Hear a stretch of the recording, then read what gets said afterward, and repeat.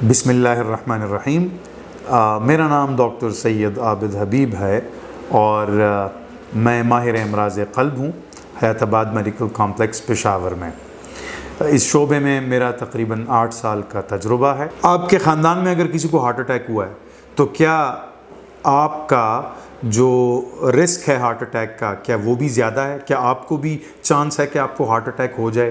اب اس میں ہم 2-3 چیزیں دیکھتے ہیں۔ ایک تو فرسٹ ڈگری ریلیٹیو، یعنی آپ کے ماں باپ اور بہن بھائی، ان میں اگر کسی کو ہارٹ اٹیک ہوا ہے اور نوجوانی میں ہوا ہے تو آپ کا جو ہارٹ اٹیک کا رسک ہے وہ زیادہ ہے۔ لیکن اگر ان میں سے کسی کو نوجوانی میں ہارٹ اٹیک نہیں ہوا، آپ کے ماں باپ اور بہن بھائیوں میں، تو پھر آپ کا فیملی جو رسک ہے جسے ہم فیملی ہسٹری کہتے ہیں فار پریمیچور CAD، وہ نہیں ہے۔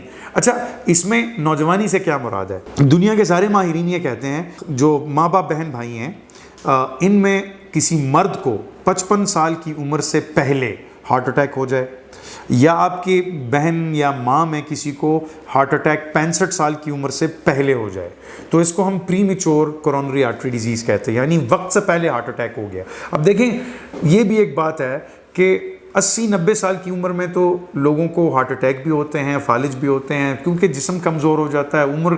عمر بھی تو ایک چیز ہے نا جی، ہر چیز کو آپ بیماری کی ٹوکری میں تو نہ ڈالیں، کچھ چیزیں ایجنگ پروسیس میں بھی ڈالی جا سکتی ہیں۔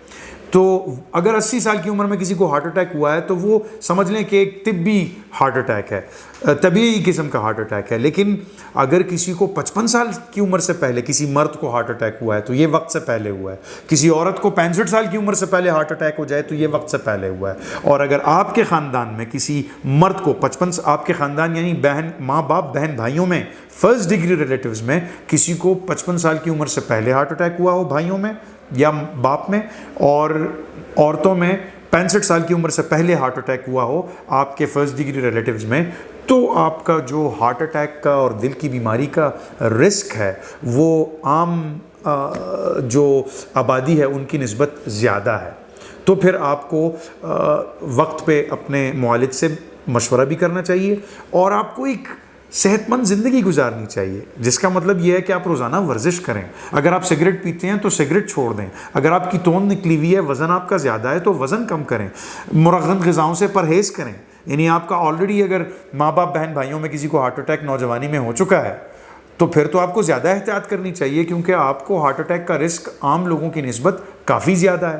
تو آپ ایک اچھی زندگی گزاریں، کھانے پینے کا جو ہے نا وہ خیال رکھیں، ورزش کریں، چلیں پھریں، چہل قدمی کیا کریں، زیادہ دیر کرسی پہ بیٹھا نہ کریں، ٹھیک ہے۔ اسی طرح اگر کوئی ایسی جو چیز ہے جیسے سگریٹ ہے، اگر آپ سگریٹ پیتے ہیں تو سگریٹ سے پرہیز کریں، کیونکہ یہ وہ وجوہات ہیں جو آپ کے رسک کو اور بھی بڑھا دیں گی۔ اگر آپ کو شوگر بلڈ پریشر ہے تو کوشش کریں کہ پرہیز کریں اور شوگر بلڈ پریشر کا علاج کروائیں تاکہ آپ کو ہارٹ اٹیک نہ ہو۔